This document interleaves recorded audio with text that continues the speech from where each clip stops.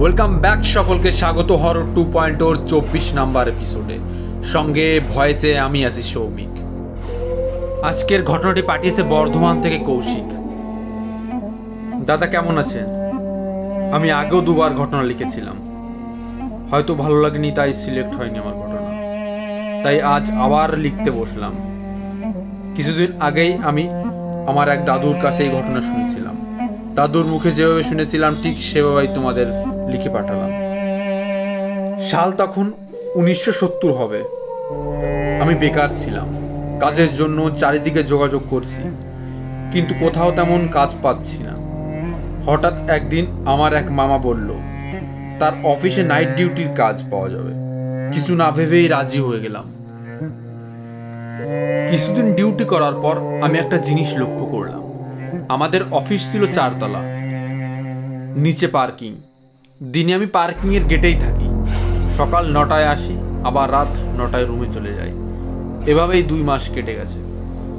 কিছুদিন হলো আমি জানতে পেরেছি অফিসের 4 তলাতে কোনো কাজ হয় না। একদিন দুপুরে আমি সময় করে 4 তলা দেখতে গেলাম। গিয়ে দেখি 4 তলার মেন দরজা তালা দেওয়া। নিচে গিয়ে চাবি নিয়ে আসি।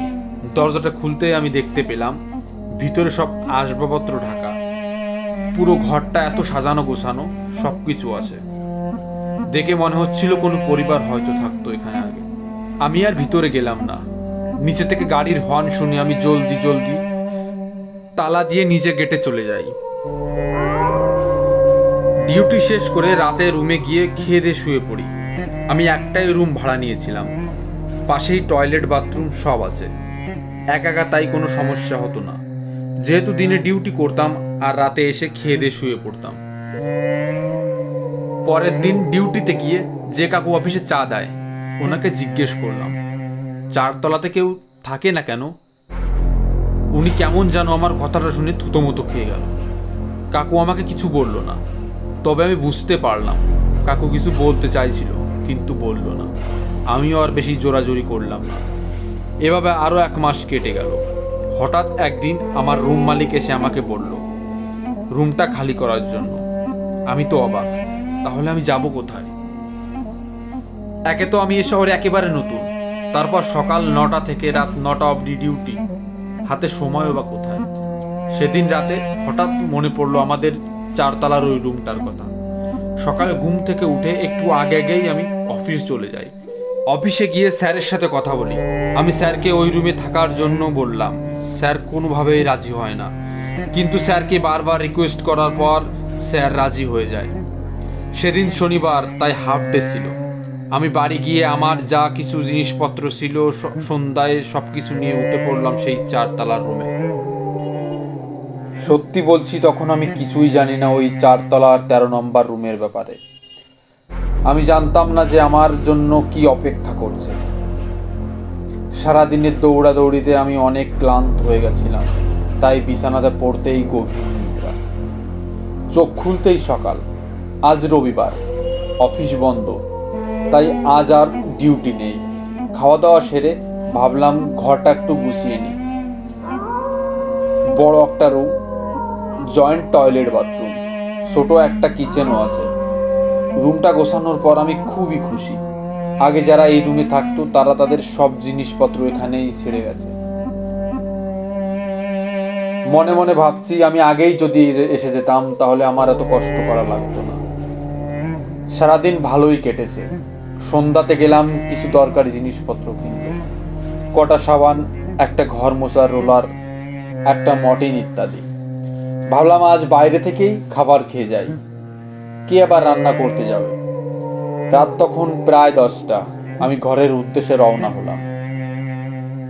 তখনকার দিনে লিফট ছিল না, তাই সিঁড়ি দিয়েই উপরে যেতে হবে। আমি যখন 3 তলা থেকে উপরে উঠছি, হঠাৎ বুঝতে পারি আমার শরীরটা কেমন যেন ভারী হয়ে আসছে। আমি যখন আমার রুমের দরজাটা খুলি, কেমন যেন একটা বাতাস দরজাটা খুলতেই আমার গায়ে এসে লাগে। খুব অদ্ভুত একটা পারফিউম, কেমন যেন বেলি ফুলের যেমনটা সুগন্ধ হয় ঠিক তেমন। আমি ঘরে ঢুকে লাইটটা জ্বালাতেই আমি অবাক হয়ে গেলাম।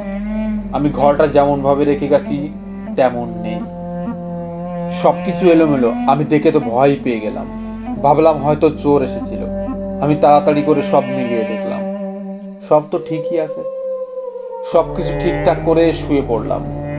হঠাৎ শব্দ পেয়ে আমার ঘুম ভেঙে যায়। রাত তখন প্রায় 1টা। আমি উঠে বসি। আমি লক্ষ্য করলাম সেই বেলি ফুলের গন্ধটা পাচ্ছি। হঠাৎ মনে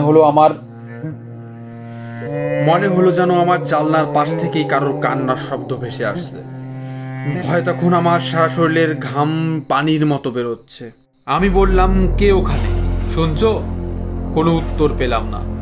আমি যে উঠে গিয়ে জানলাটা খুলে দেখব অতটা সাহসও আমার হলো না। সেদিনের রাত যে কেমনভাবে কাটিয়েছিলাম সেটা আমিই জানি। সকাল হতেই আমি রুম থেকে বেরিয়ে আসি। সকাল 5টা থেকেই আমি বসে আছি অফিসে। পিয়ন কাকু আমাকে দেখেই বুঝতে পারলো। আমাকে বলল, কিরে, বুঝলি তো কেন আমি তোকে সেদিন ওই 4তলার রুমে কথা কিছু বলিনি? তখন আমি কাকুর মুখে যে কথা শুনলাম, শুনে আমার পার নিচের মাটি সরে যায়। আজ থেকে প্রায় 4 বছর আগের ঘটনা। গ্রাম থেকে এসেছিল একটি মেয়ে, এই অফিসেই কাজ করতেন। তুমি যে রুমটিতে থাকো ওই রুমটিতেই সেই মেয়েটি থাকতো। খুব সুন্দর দেখতে ছিল মেয়েটি। হঠাৎ করে মেয়েটি একটা বকাটে ছেলের প্রেমে পড়ে যায়। মেয়েটির কাছ থেকে ছেলেটি প্রায় টাকা পয়সা নিত। এভাবে কিছুদিন চলে যায়। তারপর একদিন ছেলেটি যে মেয়েটির কাছ থেকে টাকা চাইলে মেয়েটি না বলে দেয়। ছেলেটা প্রচণ্ড নেশা করত। একদিন ছেলেটি মেয়েটিকে কিছু খারাপ ফটো ভিডিও দেখিয়ে মেয়েটিকে ভয় দেখায়। মেয়েটি বাধ্য হয়ে ছেলেটিকে টাকা দিতে রাজি হয়ে যায়। এভাবে কিছুদিন যাওয়ার পর একদিন এই মেয়েটি রুমের পাংখাতে ফাঁসি লাগিয়ে আত্মহত্যা করে। তারপর থেকে ওই মেয়েটির আত্মা ওই 4তলাতেই ঘোরাফেরা করে। সেজন্যই এই 4তলাতে কেউ যাওয়া আসা করে না। তোমার মতো আরও এক পরিবার ওই 4তলাতে উঠেছিল। তারা 1 সপ্তাহের মধ্যেই সব কিছু ছেড়ে চলে গেছে। শোনা যায় ওই মেয়েটি বেলি ফুলের পারফিউম ইউজ করতো, আর আজ ওই পারফিউম ওখানেই পাওয়া যায়। আমি বেশি দেরি না করেই সব জিনিসপত্র গুছিয়ে নিয়ে সেদিনই ওখান থেকে চলে আসি। আমার এই ছোট্ট ঘটনাটি যদি আপনার ভালো লেগে থাকে তাহলে অবশ্যই আপনার চ্যানেলে এই ঘটনাটি বলবেন। আমি শুনে খুবই খুশি হব। তো বন্ধুরা, ঘটনাটি কেমন লাগলো কমেন্টে অবশ্যই বলবেন। আর ভিডিও ভালো লাগলে লাইক, কমেন্ট অ্যান্ড শেয়ার করে দেবেন। আর এরকম ঘটনা শুনতে আমাদের চ্যানেলটিকে সাবস্ক্রাইব করে নেবেন। দেখা হচ্ছে পরবর্তী এপিসোডে। ততক্ষণ সবাই ভালো থাকবেন, সুস্থ থাকবেন। ধন্যবাদ।